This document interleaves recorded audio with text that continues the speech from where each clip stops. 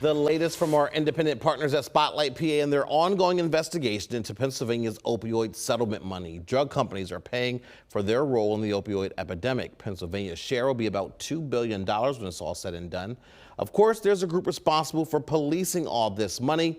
A group Spotlight PA found meeting in secret. I'm Spotlight PA correspondent Mitch Blocker.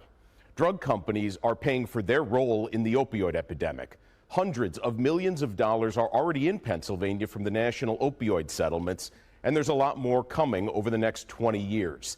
To keep an eye on it, the state created a 13-member board with real power.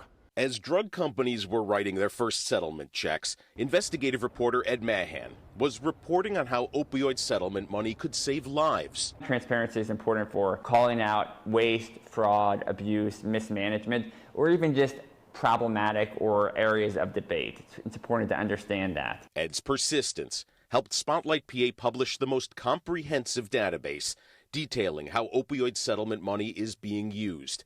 And he's not the only one keeping tabs on it. We have an oversight board that is responsible for reviewing county spending reports, reviewing local spending reports, and they make decisions about whether this money was spent appropriately or not. That 13-member oversight board is made up of county leaders, state lawmakers, and political appointees. So if the opioid trust, decides that they misspent the money, then the trust can basically withhold their money going forward and say you have to correct it.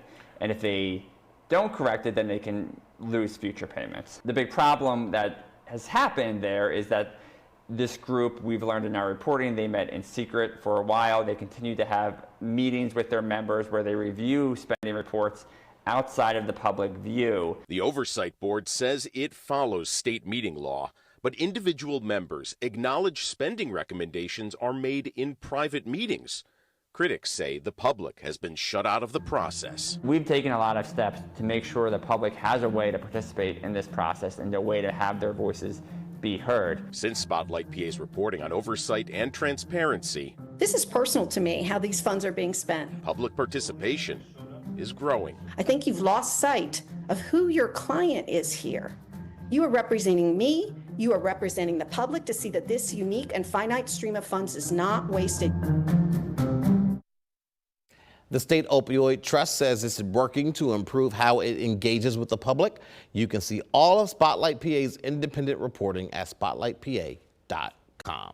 Hi, I'm Eric Finkenbinder from ABC 27, and we're excited to announce the new ABC 27 News Plus app. Live stream newscasts or watch content on demand. This is different than the ABC 27 app on your smartphone. You can check this out at home, and it's very easy to use. With a Fire Stick, go to the home page, scroll down to search. From there, enter ABC 27. Move over to the apps, and there we are. Click the icon and install. It's just that easy.